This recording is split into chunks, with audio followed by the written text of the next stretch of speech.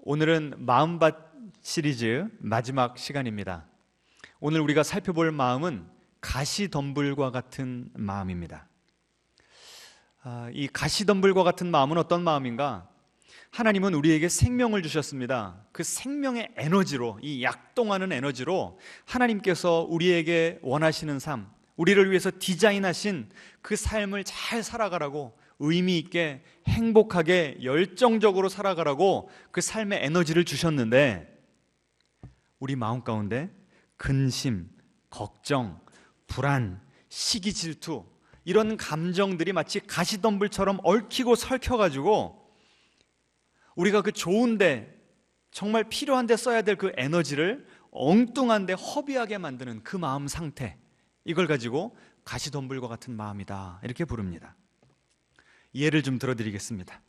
1980년대 후반에 우리나라에서 제일 비싼 아파트가 이 대치동에 있는 은마 아파트였다고 합니다. 그런데 그 근처에 교회가 하나 있었고, 정태기 교수님이 그 교회에 초청받아서 이제 집회를 인도하신 겁니다. 근데 그 아파트에 사는 교인들 두 가정이 있었는데요, 한 가정은 의사 부부고 또 다른 가정은 사업하는 그 사업가 부부였습니다. 이분들이 같은 아파트, 같은 동, 하나는 301호, 하나는 302호, 두 커플이 나이도 비슷하고 아내들 둘 다 이대를 졸업했다고 합니다. 그런데 이 의사 집사님이 그 정태기 박사님 그 집회가 끝난 다음에 좀 만나 뵐 수 있냐고 상담을 요청했답니다. 내가 지금 내 아내 때문에 살 수가 없는데 아내 좀 만나주시라고. 도대체 왜 그러냐고 그랬더니, 이 라이벌 집안인 두 집, 301호, 302호, 김 집사님네와 이 집사님네 두 집이 있는데 두 집 다 소나타를 몰고 다녔답니다. 그런데 어느 날 이 301호에 사는 의사 부인인 김 집사님이 창밖을 내다보니까 302호에 사는 이 집사님이 갑자기 차를 바꿨는데 벤츠로 바꾼 겁니다. 1980년도에 벤츠면 대단한 거 아닙니까? 그걸 보자마자 웜에 저 집은 벤츠 샀네, 우리 집은 소나타인데, 그때부터 속이 뒤집어지기를 시작했습니다.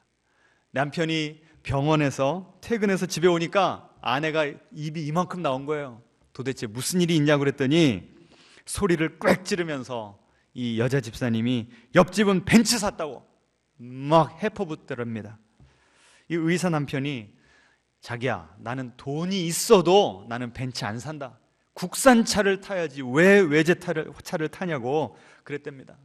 그래서 이 여자 집사님은 벤츠를 사자고 조르고, 남편은 죽어도 못 사겠다고 하고 한 달 넘게 부부싸움을 하면서 이혼의 위기까지 지금 맞닥뜨리게 된 거였습니다. 그래서 이 정태기 교수님을 불러다가 남편이 아내 좀 설득 좀 해보라고 그렇게 초청을 한 것이었습니다. 이 교수님이 집에 갔습니다. 식사를 했습니다. 그리고 그 의사 부인과 대화를 나누기 시작한 겁니다. 김 집사님, 302호 이 집사님이 벤츠를 샀지요. 이 집사님네 벤츠가 김 집사님네한테 뭘 달라고 합니까? 그러니까 그 김 집사님이, 아니 차가 어떻게 저한테 뭘 달라고 하겠어요?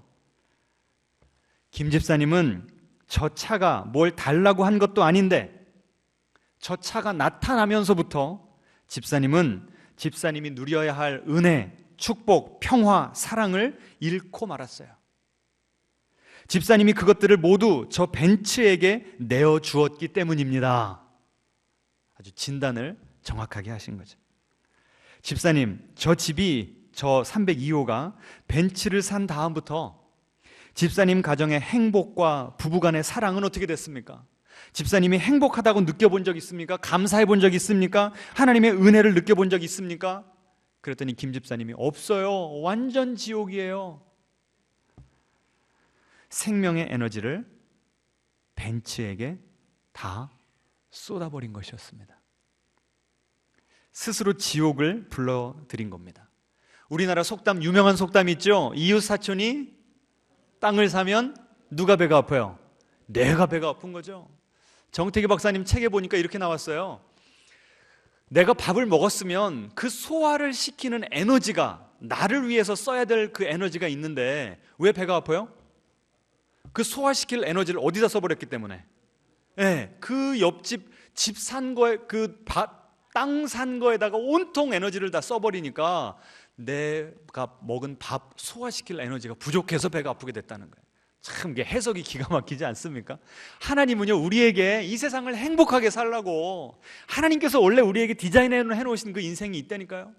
그런데 그런 나보다 더 좋은 것을 누리는 사람, 시기 질투하다가 내 에너지를 다 소진해 버릴 때가 있다는 거예요. 여러분 어떠세요? 그런 적 있으세요? 없으세요? 예수님도 가시덤불에 대한 이야기를 하시면서 이렇게 말씀하셨습니다. 세상의 염려와 재물의 유혹에 말씀이 막혀서 결실하지 못하는 자가 바로 이 가시덤불과 같은 마음을 가진 자다. 어디에 지금 이 마음이 다 뺏겨 있대요? 세상의 염려, 재물의 유혹. 이게 바로 가시덤불의 마음이에요. 그 정태기 박사님이요, 이 강의하시면서 그럼 어떻게 해야 이런 시기 질투 때문에 내가 삶의 에너지를 낭비하지 않을 수 있는가? 스스로 자각을 해야 된답니다. 내가 언제 배가 아픈가? 누구 때문에 배가 아픈가? 내 스스로, 지금 내가 이 마음에 시기 질투하는 마음 때문에 내 인생에, 내 삶의 에너지가 지금 빠져나가고 있구나. 이걸 자각을 해야 된답니다. 여러분 자각하고 계십니까? 예? 스스로 알아채야 된다는 거예요. 두 번째는 어떻게 해야 되는가? 마음껏 욕을 하렵니다. 저 인간 때문에 말이지 내 인생이 이렇게 더 비참한 게 느껴진다고 속상한 마음을 다 어떻게 하라고요? 다 끄집어내라는 거예요. 그래야만 내가 내 마음의 에너지를 생산적이고 정말 써야 될 때에만 쓰고 그 엉뚱한 데 나가는 것을 차단할 수가 있답니다. 우리 앞뒤자로 인사하겠습니다. 에너지 관리를 잘합시다. 하나님께서 우리에게 생명을 주셨는데 그 생명의 에너지를 내가 어떻게 어디다 쓸 건가는 누구 책임이라는 거예요? 내 책임이라는 겁니다. 지혜롭게 사용하라는 거예요. 한 며느리가 있었습니다. 시어머니에게 생명의 에너지를 다 빼앗긴 며느리였습니다. 이 정 박사님이 만나보니까 곧 쓰러질 것 같으니 죽을 상을 하고 있더랍니다. 같이 살지도 않는데, 시어머니가 시집살이를 심하게 시키는 것도 아닌데, 간섭을 하거나 대놓고 미워하는 것도 아닌데, 시어머니가 집에만 왔다 가면 며느리가 몸살이 나는 거예요. 몸져 눕는 겁니다. 탈진하게 된다는 거예요. 어머니가 오면 뭐 하는가? 와서 집안일 도와주고 간대요. 그럼 그런 좋은 어머니와 교제를 나누면 얼마나 좋습니까? 근데 쓰러져 누워버린대요. 왜 그럴까요? 왜 그럴까요? 시어머니에게 내 소중한 에너지를 다 빼앗겼기 때문에. 이 며느리는요, 다른 사람의 시선을 지나치게 의식하며 사는 그런 타입이었던 것입니다. 다른 사람이 나를 어떻게 생각하는가에 지나치게 집착하느라고 정작 내가 해야 될 일을 못하는 그런 인생. 내 인생을 주체적으로 살아야 되는데 그 시어머니의 시선에 끌려다니는 인생을 살았다는 겁니다. 이런 사람은 자기도 모르는 사이에 내가 그 시선을 의식하는 그 사람의 노예로 살아갈 수밖에 없다. 이렇게 책에 써놨습니다.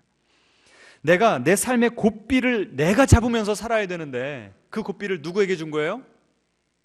내가 잘 보여야 되는, 저 사람이 나를 어떻게 생각할까를 늘 예의주시하며 생각할 수밖에 없는 그 사람에게 그 인생의 고삐를 줘버렸다는 겁니다. 여러분, 우리는 이런 인생 살면 안 되겠습니다. 아멘. 그러니까 지금 이 가시덤불과 같은 마음은 크게 두 가지입니다. 첫 번째는 시기 질투하는 마음, 두 번째는 다른 사람이 나를 어떻게 생각하는지를 지나치게 의식하는 마음. 이 두 가지는요, 여러분, 소소한 감정일까요? 아니면 특정한 사람들만 어쩌다 느끼는 감정일까요? 일상에서 우리가 느끼는 감정입니다. 여러분, 지난 한 주간만 돌아보세요. 누구 때문에 배 아프셨어요? 무엇 때문에 배 아프셨어요? 그냥 다다다닥 나오지 않습니까? 여러분은 누구의 의견이 그렇게 중요해서 항상 그 사람을 그렇게 의식하면서 살아갑니까? 그 사람이 한마디 좋은 말 해주면 막 신이 납니다. 그 사람이 한마디 부정적인 거 얘기하면 막 밤에 잠을 못 자요. 속이 상해가지고. 그런 인생은 내가 하나님께서 주신 그 에너지를 소진하면서 사는, 허비하면서 사는 불쌍하고 어리석은 인생이라는 거예요. 여러분, 우리 이런 인생 살면 안 되겠습니다. 그래서 지금부터 우리는 이 인생의 마음을 좀 더 깊이 들여다보기 위해서 성경 그 인물 한 명을 좀 살펴보기를 원합니다. 오늘 우리가 살펴볼 인물은 사울 왕입니다. 사울 왕.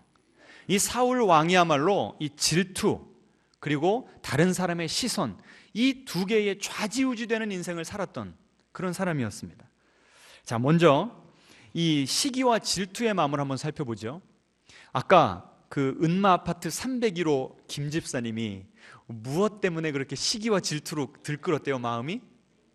옆집이 벤츠 산 그것을 계기로 내 마음이 그렇게 됐다고 그랬죠. 사울도요, 어떤 계기로 그 마음 가운데 시기와 질투가 불일 듯 일어나기 시작했습니다. 어떤 계기였을까요? 오늘 요새 우리가 계속 지금 사무엘상 묵상하고 있잖아요. 이번 주에 우리가 살펴봤던 본문입니다. 사무엘상 18장에 보시면 어떤 일이 벌어져요? 다윗이 골리앗을 이겼고 쓰러뜨렸고, 그러자마자 전쟁에 승리했고, 그 승리한 사람들이 승전 개가를 부르며 다시 이스라엘에 돌아오니까 막 사람들이 환영을 했습니다. 그리고 아낙네들이 노래를 즉시 지어서 불렀는데 어떤 노래를 불렀어요? 사울은 천천히요, 다윗은 만만이라. 이 소리 듣고요, 사울이 뒤집어져 버렸어요. 시기와 질투하는 데는요, 다 계기가 있어요. 계기. 여러분도 한번 어떤 계기 때문에 내가 이렇게 배가 아프고 속이 뒤집어지는가 한번 잘 살펴보시기를 바랍니다. 그 사울이 그 노래를 듣자마자 어떤 반응을 보였는지 PPT 보여주시겠습니까? 같이 읽어보겠습니다. 사울이 그 말에 불쾌하여 심히 노하여 이르되 다윗에게는 만만을 돌리고 내게는 천천만 돌리니 그가 더 얻을 것이 이 나라 말고 무엇이냐 하고. 자, 이 한 구절에서요, 질투, 시기에 대해서 많은 것을 우리는 배울 수 있습니다. 자, 가장 먼저는요, 우리 마음을 시기와 질투가 사로잡을 때 우리 마음 가운데서 감사, 기쁨, 생명의 에너지가 다 빠져나가 버립니다. 여러분, 이거 이론이에요? 아니면 여러분 실제로 경험하신 거예요? 아무리 기쁘고 내가 충만한 인생을 살고 있다가도 내가 누렸어야 될 마땅한 삶, 내가 누렸어야 될 그 축복, 가정의 행복을 누리고 있는 다른 사람을 보면 어때요? 어때요? 갑자기 막 배가 아프면서 내 마음 가운데 있던 평안이 날아가 버려요. 순간에 그게 바뀌어 버립니다. 그러니까 우리가 우리의 마음을 지키는 것이 얼마나 중요한지 우리가 뼈저리게 알게 되는 것이죠. 지금 이 이스라엘 백성들은요, 전쟁에 승리해서 다 축제 분위기입니다. 그리고 성경을 보니까 사울 왕을 환영하기 위해서 그 인파들이 나왔다고 그랬어요. 그런데 정작 누구의 노래 때문에? 이 아낙네들, 눈치 없는 아낙네들의 노래 때문에 내가 그냥 속이 뒤집어 버린 겁니다. 불쾌하고 분노하고. 여러분, 다윗에게 고맙지 않았을까요? 그 다윗이 자기 목숨 걸고 가서 싸우지 않았으면 블레셋에게 패했을 수 있어요. 또 그 다윗을 허락하셔서 이스라엘에게 승리를 주신 하나님께 감사하지 않았을까요? 그런데 그 모든 감정들이 그 노랫소리 하나에 다 깨져버린 거예요. 지난 한 주간 여러분은 얼마나 여러분의 마음을 잘 지키면서 사셨습니까? 주님께서 주신 생명, 기쁨, 은혜, 사랑 잘 간직하면서 사셨습니까? 우리의 마음을 계속해서 모니터 하시기를 바랍니다. 아멘. 자, 그리고요, 그 아까 구절은요, 질투의 구조도 보여줍니다. 질투가 어떨 때 일어나나, 아까 거기를 다시 보시면 다윗에게는 만만을 돌리고 내게는 천천만 돌리니. 다윗에게 만만을 돌리고, 와, 다윗 참 대단하다, 다윗 고맙다, 내가 잘 키워줘야지, 내가 멘토가 돼야 되겠구나, 이러면 다윗의 기쁨, 백성의 기쁨이 누구의 기쁨이 됩니까? 사울의 기쁨이 되죠. 그런데 지금 사울은 그 다윗의 성공을 굳이 누구와 연결시키고 있어요? 내 자신과 연결시키고 있는 겁니다. 나와 비교하고 있는 거예요. 이게 바로 시기와 질투할 때 우리의 마음 가운데 일어나는 일입니다. 여러분, 요새 이 핸드폰 때문에 문제입니다. 이게 페이스북, 인스타그램, 우리가 얼마나 이 SNS를 통해서 우리의 친구들이 어떻게 살아가는지, 소위 말하는 셀럽들이 어떻게 살아가는지 우리가 다 보지 않습니까? 아이들은 어떤 학교를 다니고 어떤 그 퀄리티의 교육을 받으며 이 가정은 얼마나 행복하며 또 외식을 갈 때 얼마나 화려한 비싼 레스토랑에 가서 하는지, 어디 가서 휴가를 즐기는지 우리는 다 보고 있습니다. 그러니 전에는 그런 그림으로 동영상으로 보지 않았을 때에는 잘 일어나지 않았던 시기와 질투의 감정들이 어때요? 이 핸드폰 때문에 우리 마음 가운데 불일 듯 이 감정들이 일어납니다. 그러는 동안에 우리는 감사하기가 힘들죠.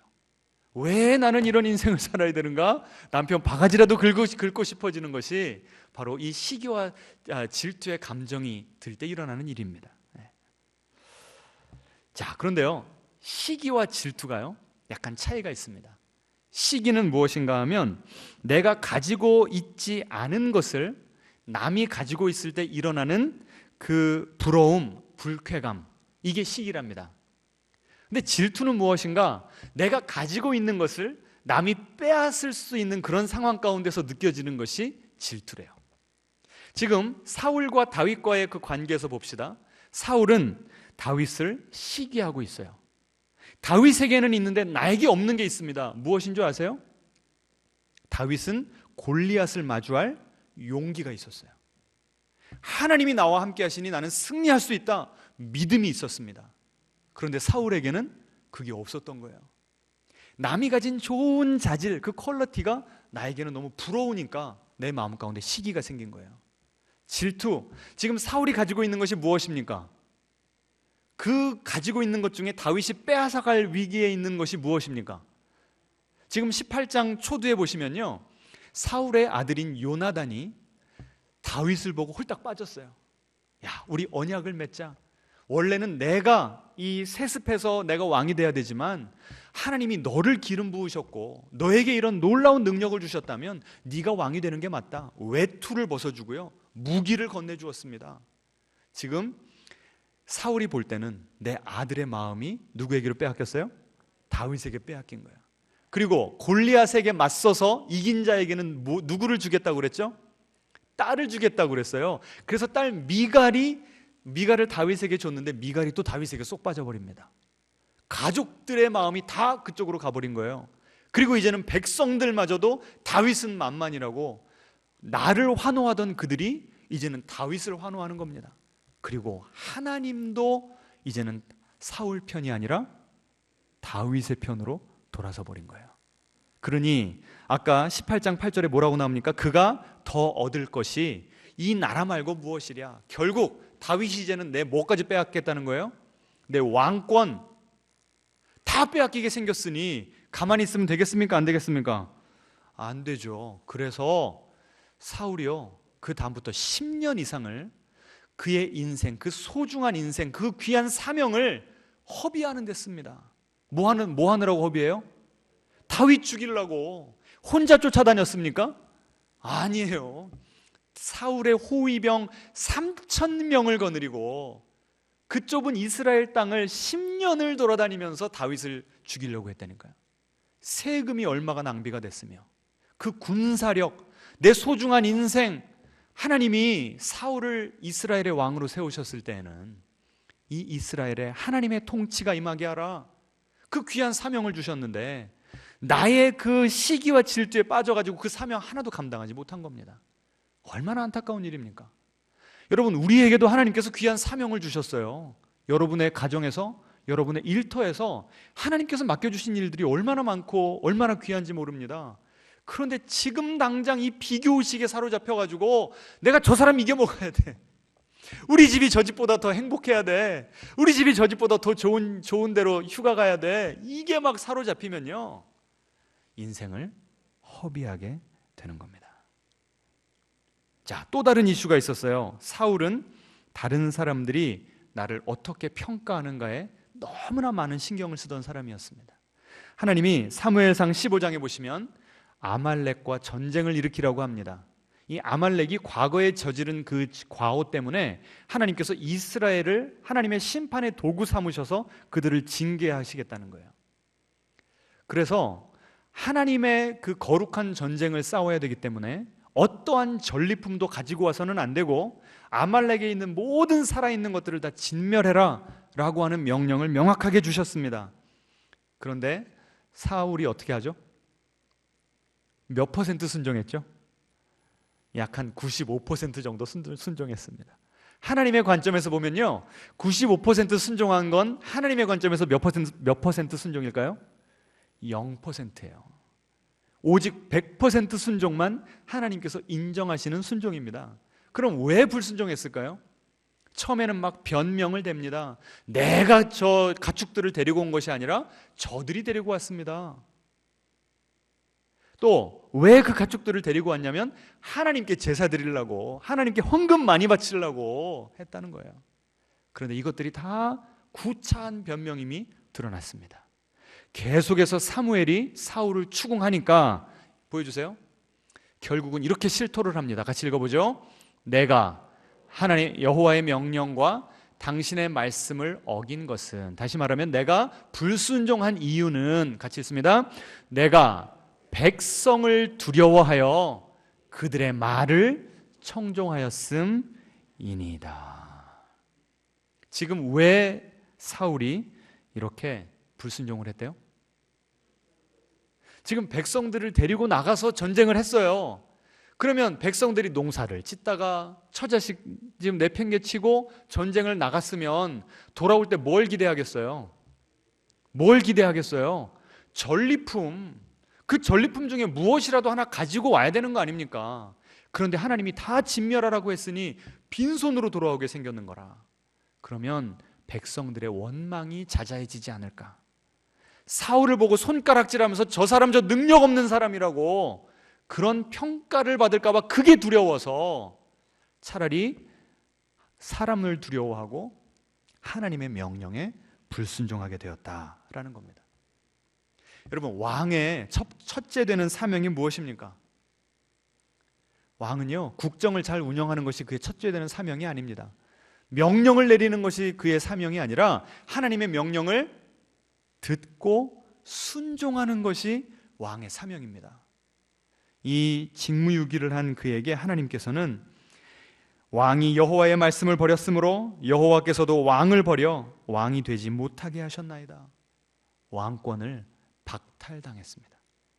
하나님께서 주신 그 사명, 그 생명의 에너지를 올바른 데 쓰지 않았기 때문에, 사람들을 의식하고 사람들을 두려워하는 데 썼기 때문에 너 왕으로서 이제 자격 박탈, 하나님께서 선포해 보신 거예요. 자, 지금 우리가 이 두 가지 이슈를 살펴봤습니다. 시기 질투, 그리고 다른 사람들의 눈을 의식하는 거. 너무나 소소한 감정이고 우리가 일상생활에서 그냥 내가 항상 그렇지 뭐 다른 사람도 그러는데 하면서 방치해두는 이 감정, 이것이 사울의 인생에서 볼 수 있듯이 그냥 내버려두면 우리 인생에 치명적인 악영향을 미친다는 거예요. 그러면 한 단계 더 들어가 봐야 됩니다. 왜 사울은 이렇게 시기와 질투로 들끓었고 왜 이렇게 다른 사람들의 그 시선에 집착할 수밖에 없었는가? 답이요, 그 다음 PPT요, 여기 나옵니다. 같이 읽어보겠습니다.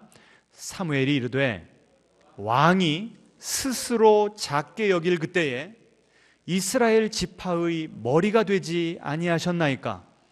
여호와께서 왕에게 기름을 부어 이스라엘 왕을 삼으시고. 자, 여기에 지금 사울의 이 셀프 이미지, 자기 자상이 어떤가가 나와요. 사울은 자기 스스로를 어떻게 봤대요? 작게 봤대요. 시원찮게 봤대요. 아주 연약한 사람으로 봤대요. 형편없는 사람으로, 초라한 사람으로 봤대요. 그래서 제가 오늘 설교 제목을요, 참을 수 없는 존재의 가벼움이라고 지어봤습니다. 사울이 나 자신을 볼 때 어떻다는 거예요? 내 존재가 너무 가볍다는 거예요. 내가 내 자신을 볼 때 너무 가볍고 너무 형편없고 너무 초라해서 그걸 내가 견딜 수가 없고 참을 수가 없다는 겁니다. 이것이 사울의 모든 그의 가시덤불과 같은 마음의 그 원인, 그 핵심에 있었던 것입니다. 여러분은 여러분 스스로를 보실 때 얼마나 크게, 얼마나 대단하게 보십니까? 저는요, 오늘 이 설교를 준비하다가 나는 지금까지 내 인생을 어떻게 바라보면서 살아왔나 한번 돌아봤어요. 저를 꽉 붙잡고 있는 저의 정체성은 무엇인가 하면요, 개척교회 목사 아들, 이것입니다. 대형 교회, 큰 교회들도 많은데 우리 교회는 너무나 작았고 가난했고, 제가 그래서 늘 말씀드리잖아요. 저는 중학교 2학년 때부터 그 어른 예배, 수요 예배, 뭐 다른 금요 예배 반주를 했었는데, 수요 예배 이렇게 반주 이렇게 연습하다 보면 이제 성도님들이 오시잖아요. 아유, 오늘은 또 누가 안 오셨네. 그 이 사역자의 마음을 제가 그냥 동일화해가지고 어렸을 때부터 그렇게 컸어요. 그러니까 항상 어떻게 보면 약간 그 열등감, 그런 것이 저의 마음을 지배했었습니다. 그래서 제가 서울대를 가야 되겠다는 그 목표를 잡았을 때, 물론 하나님의 영광을 위해서였고 저에게 주어진 그 한 번의 인생을 가장 값어치 있게 살고 싶어서 했던 것이나, 지금 와서 보니까 저의 그 자금을 좀 극복해 보고 싶었던 것 같아요. 내가 그래도 서울대를 들어가면 더 이상 내 자신이 작게 보이지 않게 느껴질 것 같아서, 그래서 제가 기를 쓰고 이 팔이랑 엉덩이에 구멍이 나도록 공부를 열심히 해서 서울대를 간 겁니다. 여러분, 제가 서울대 갔다고 제 스스로가 크게 보였을까요? 여러분은 여러분 스스로 어떠세요? 내가 그래도 이 정도 이루어 놓으면, 뭐 돈이든지 사회적인 지위든지 무엇이든지, 그러면 나는 괜찮은 사람이다 라고 용납할 수 있는 그 기준이 뭐냔 말이에요. 저는 그것이 서울대였거든요. 그런데 들어갔더니 또 문제가 생긴 거예요. 철학과 들어가니까요, 저는 인문학이 원래 별로 소양이 없는 사람입니다. 저는 수학, 영어 잘해서 서울대 들어간 친구인데, 거기 가니까 얼마나 이 책들을 먼저 많이 읽고 와가지고 인문학적인 소양이 뛰어난지 그 친구들의 대화에 낄 수가 없는 거예요. 더 열등감이 느껴지는 겁니다. 게다가 제가 대학생 때 조이라고 하는 선교단체 활동을 했었는데, 목요일마다 정기 집회, 정기 그 모임이 있어요. 그러면 모임이 끝나고 그 서울대에서부터 그 서울대 전철역까지 뭐 버스를 타던 걸어가던 이렇게 계속 그 끝나고 나서 서로 헤어지기가 싫으니까 대화를 나누면서 막 아쉬워가지고 이게 재밌는 시간을 보냈단 말이죠. 그런데 이제 집에 갈 때가 되면 완전히 갈리는 거예요. 2호선에서 저는 신도림으로 갑니다. 그런데 나머지 친구들은 어디로 가요? 강남으로 가는 거예요. 선교 활동, 선교 단체에서 같이 예배드리고 같이 그 친교를 나눌 때는 하나인데, 헤어질 때 집으로 오면 저만 인천 방면인 거예요. 또다시 저의 자금이 저에게 각인되는 그런 시간이었습니다. 이걸 또 극복해 보려고 저는 또 유학을 간 겁니다. 그래도 목사들 중에 프린스턴 가서 공부한 사람이 몇 %나 되랴. 그래서 열심히 공부해서 간 거죠. 그렇다고 제가 또 그걸 벗어났을까요? 정작 저의 스펙을 보면, 학벌을 보면 별로 뒤질 것이 없습니다. 그런데 실제 목회를 해보니까, 여러분, 목사님들, 유명한 목사님들 중에 학벌 좋은 분들 많으시던가요? 아니죠. 뭘로 그 목사님의 가치를 평가하던가요?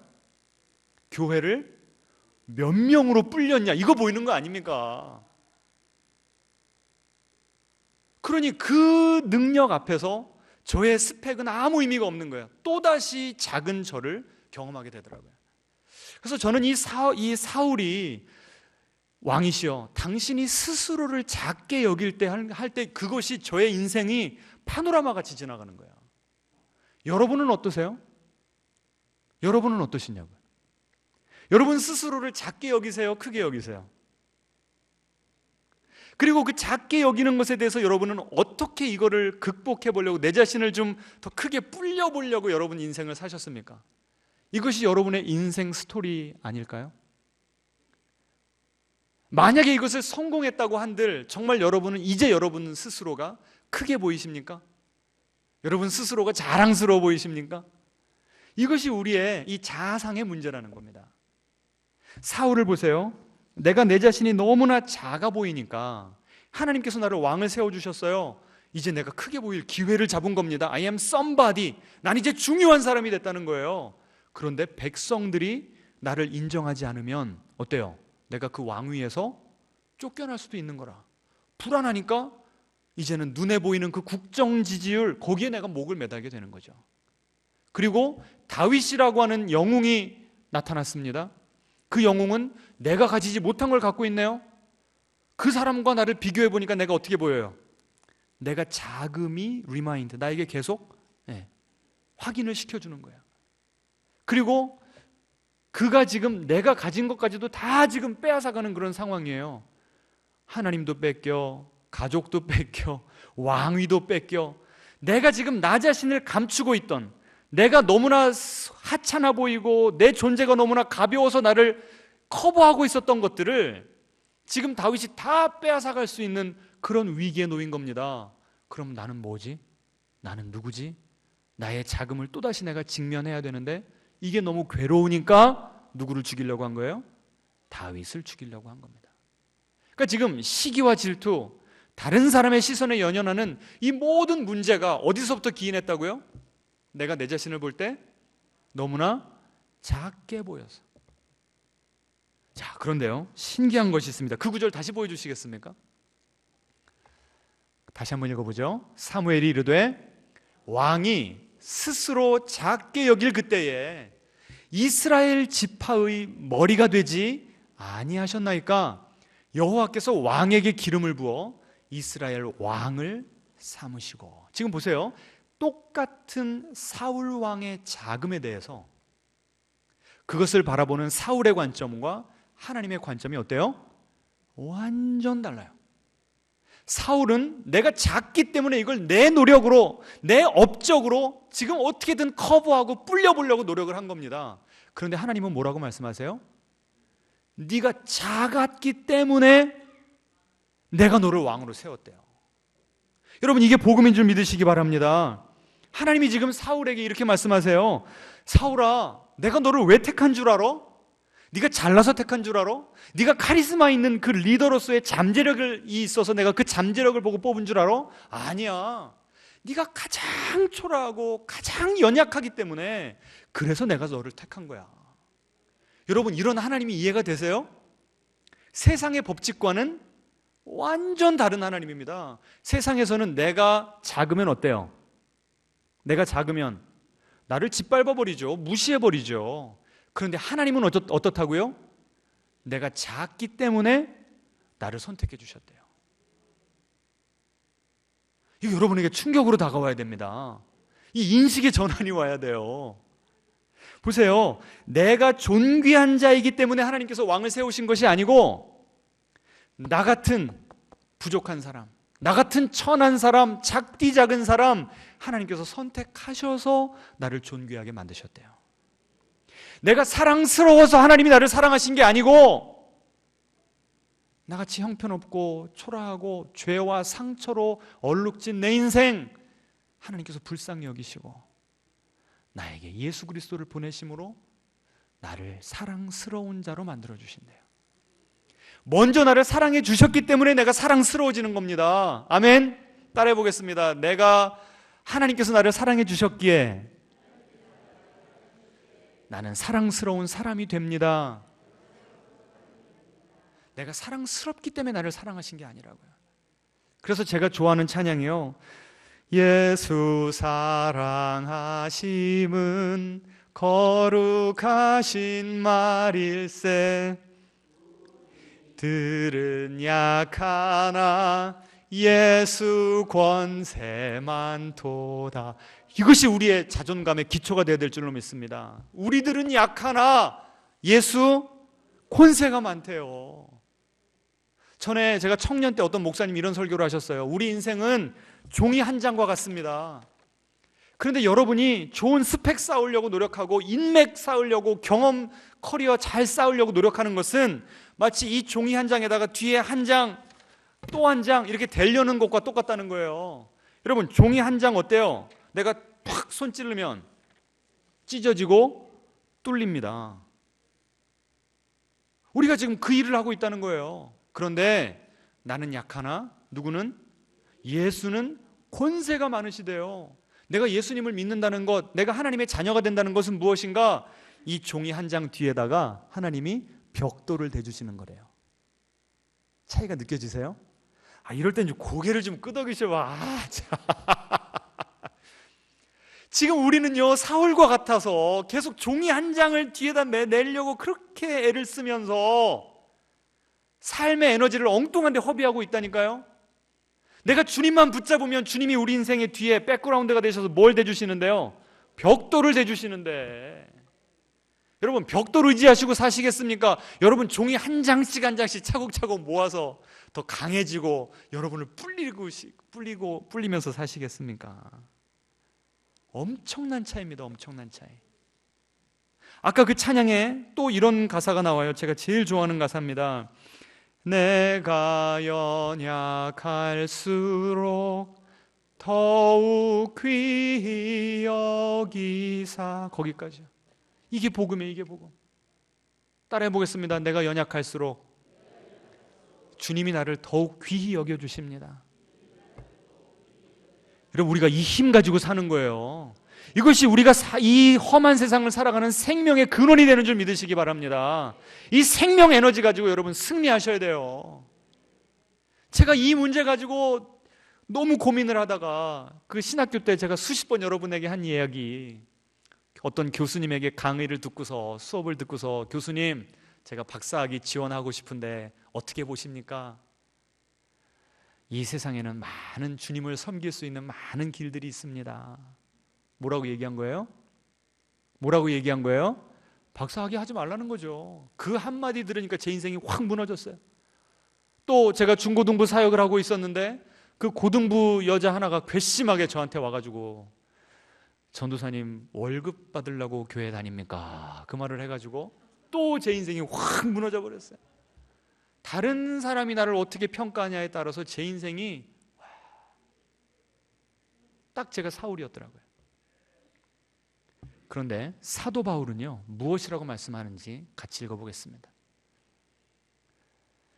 너희에게나 다른 사람에게나 판단받는 것이 내게는 매우 작은 일이라 나도 나를 판단하지 아니하노니 다만 나를 심판하실 이는 주시니라. 아멘. 여기에요, 우리가 살아가는 인생의 모습이 다 담겨져 있습니다. 대부분의 사람들은 어떻게 살아간대요? 다른 사람들이 나를 어떻게 평가하는가, 여기에 좌지우지돼서 살아간대요. 그런데 그것보다 좀 더 한 단계 더 인격적으로 성숙한 사람들은요, 저 사람들이 뭘 나를 얼마나 안다고, 혹시라도 저 사람들 중에 나를 사랑하는 사람들이 있고 나를 그래도 잘 아는 사람들이 해준 말에 대해서는 잘 받아들이면 되는 거지. 이렇게 성숙한 거예요. 그러면서 내 셀프 아이덴티티, 내 이 자아상, 자존감의 기초를 어디에 삼습니까? 내가 나 스스로를 어떻게 보는가에 그 기초를 삼아요. 그런데 생각해 보세요. 사울처럼 내가 내 자신이 작아 보이는 사람이 내가 나를 어떻게 판단하는가가 가장 중요하다 그러면 그 인생 어떻게 되는 겁니까? 예? 무너진 인생, 소진된 인생, 회복할 가능성이 없는 거예요. 그런데 사도 바울은 어떻게 살았다고요? 다만 따라해 보겠습니다. 나를 심판하실 이는 하나님밖에 없습니다. 그러니까 이 세상에서 가장 중요한 의견, 가장 내가 신경 써야 될 시선은 누구밖에 없다고요? 하나님. 그런데 그 하나님이 나를 어떻게 보신대요? 내가 연약할수록 나를 더 귀히 여겨주신대요. 제가 그래서 제 인생이 완전 망가져서 더 이상 공부할 수가 없는 거예요. 제 인생의 그 생의 에너지가 다 소진되어 버렸어요. 그래서 할 수 없이 차 팔고 하와이 열방대학 가서 그 영성 훈련을 받은 거 아닙니까? 하나님의 음성, 첫 번째 음성, 정준아 너는 내 사랑하는 아들이다. 내 안에서 안식을 얻으라. 여러분, 이 현대를 살아가는 우리들, 내 자신이 너무나 하찮게 보이는, 내 존재의 가벼움을 참을 수가 없는 사람들에게 우리 모두가 들어야 되는 하나님의 음성 아닐까요? 하나님은 나를 그렇게 보시지 않는다는 거예요. 오히려 내가 작기 때문에 하나님께서는 나를 존귀히 여겨주신다는 겁니다. 제가 그 말씀 듣고 용기 백배해서 프린스턴 가서 공부 잘했습니다. 사역도 잘했습니다. 여기까지 왔어요. 여러분, 여러분에게도 동일한 은혜가 임하기를 축원합니다. 찬양하겠습니다.